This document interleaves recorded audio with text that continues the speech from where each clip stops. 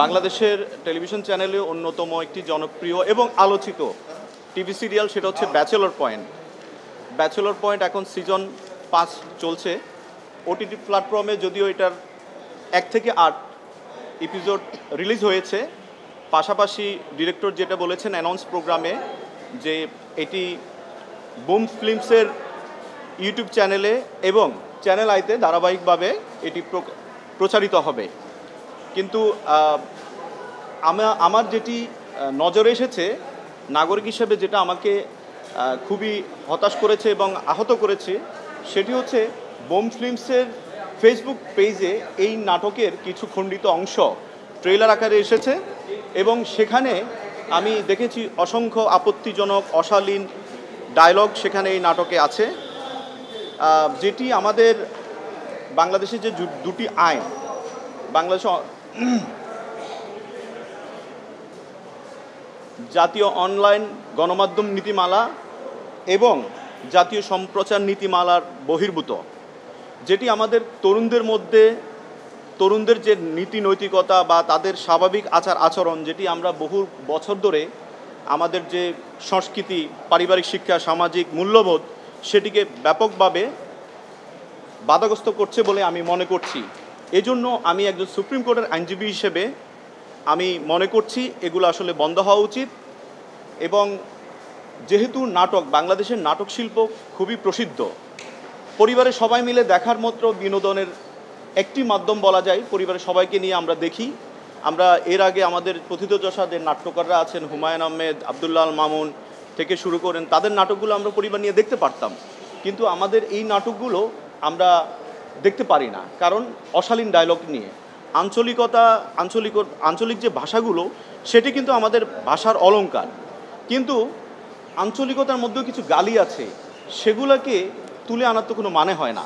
সেগুলো অভিনেতারা, আমি বিশেষ করে যেটি বলবো যে মারজুক রাসেলের মুখ দিয়ে নোয়াখালীর কিছু শব্দ উচ্চারিত হয় যেগুলো খুবই আপত্তিকর এবং এগুলো গালি, এতে কোনো বিফও ইউজ করা হয় না, সরাসরি এগুলো প্রচারিত হচ্ছে, যেটি আমি মনে করি এটা শিশুদের, কোমলমতি শিশুদের, যেহেতু এখন ইউটিউব ফেসবুকে সবাই ঢুকে,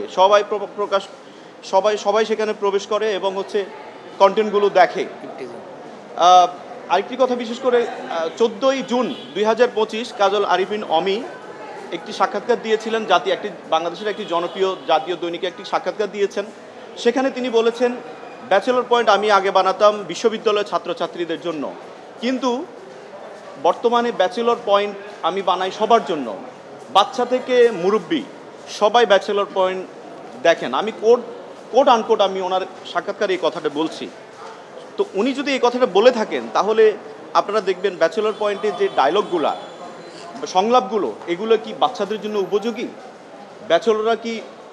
ব্যাচেলর তো আমরাও ছিলাম, আমরাও মেসেজ ছিলাম, আমরা কি এই শব্দগুলো ইউজ করতাম? নারীদের প্রতি অবজ্ঞাসুলভ শব্দ ইউজ করা হয় এবং ব্যাচেলরদের মধ্যে বিশেষ করে এমন শব্দ উচ্চারিত হয় মাদকের ব্যাপারে, যেটি বাচ্চাদেরকে মাদকের প্রতি আগ্রহ বাড়াবে। সুতরাং আমি আমার দায়িত্ববোধ থেকে, এবং যেহেতু এই সংলাপগুলো অশালীন শব্দগুলোর কারণে এই জাতীয় অনলাইন গণমাধ্যম নীতিমালা 2017 এবং জাতীয় অনলাইন গণমাধ্যম নীতিমালা 2014 3, 4 ও 6 নং অনুচ্ছেদ সরাসরি এখানে চলে আসে, এটাকে লঙ্ঘন করা হচ্ছে। অর্থাৎ বিনোদন হতে হবে সুস্থ ধারার, আমাদের যে সামাজিক মূল্যবোধ সেগুলোকে। আমি এই আইনি নোটিশের মাধ্যমে আমি ওনাদেরকে যেটা বলতে চাচ্ছি সেটি হচ্ছে, কাজল আরিফিন অমি এবং আমি আরও অভিনেতা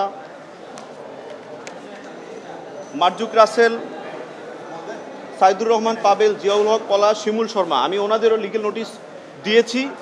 আমি তাদের কাছে যেটা বলতে চাচ্ছি, কাজল আরিফিন অমি বলেছেন যে এই নাটকটি সিজন 5 আরও 120 পর্ব পর্যন্ত প্রচারিত হবে। 120 পর্ব, মাত্র 108 পর্ব, 1 থেকে 8 পর্ব প্রচারিত হয়েছে। আমি এই আইনি নোটিশের মাধ্যমে আমি ওনাকে সময় দিয়েছি,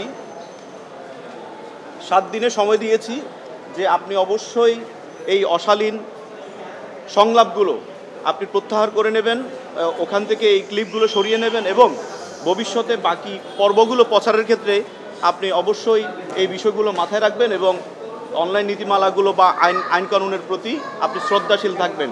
না হলে আমি আপনাদের বিরুদ্ধে আমি পরবর্তী আইনগত পদক্ষেপ নিতে বাধ্য হব।